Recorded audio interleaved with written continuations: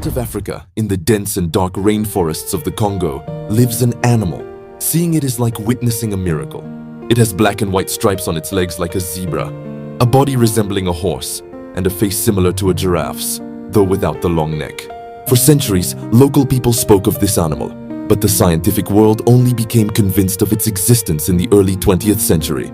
Today, I will tell you about the okapia, one of the rarest and least known mammals in the world. In local languages, the okapi was called ati or oipi.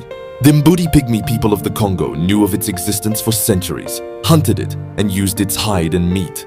But for Europeans, it was nothing more than a rumor.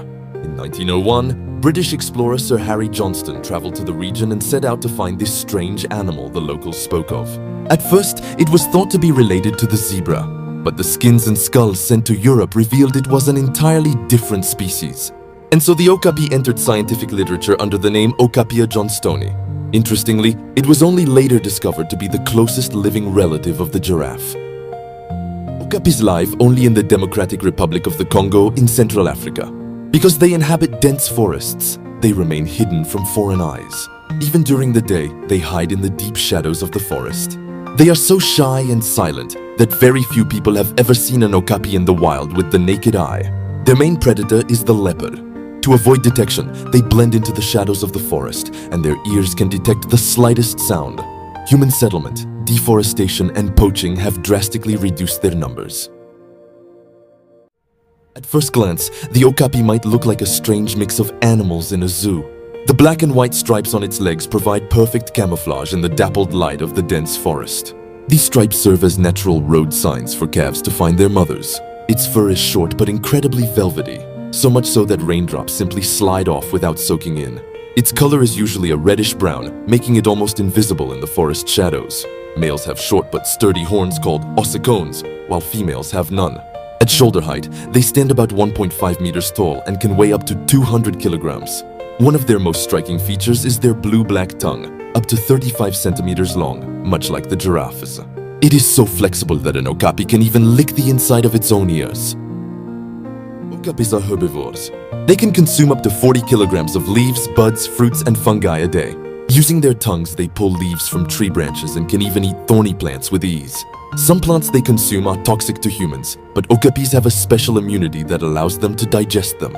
They also have a habit of eating clay-rich soil, which provides minerals and salts. A female okapi gives birth to a single calf after a long gestation of about 14 months.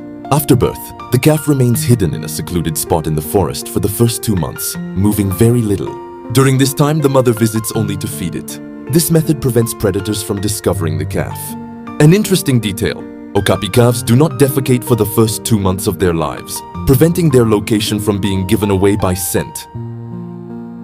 For the people of the Congo, the okapi is both a source of food and a cultural symbol. In some tribes, okapi hides are a sign of status. Today, the okapi is one of the national symbols of the Congo and is the country's official animal. In fact, some banknotes issued by the central bank feature the okapi. Sadly, okapis are on the endangered species list due to habitat loss, illegal hunting, and armed conflicts.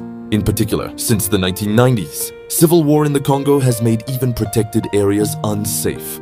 However, the establishment of the Okapi Wildlife Reserve in 1992 marked a major step in protecting the species. The reserve is listed as a UNESCO World Heritage Site and is home to hundreds of okapis. Still, their population has dropped below 25,000. Okapis are so well hidden in the wild that scientists often rely on camera traps to study them. In 2013, a completely new form of communication was discovered. Okapis produce low-frequency sounds inaudible to the human ear. These sounds allow mothers and calves to communicate. They also have special scent glands in their feet, leaving a scent trail as they walk. This serves both as a territorial marker and a communication tool. The okapi is one of nature's hidden treasures. Seeing it is not just a matter of luck, but also a reward for our respect toward nature. Most people in the world may not even know it exists, yet it continues its quiet life deep in the Congo.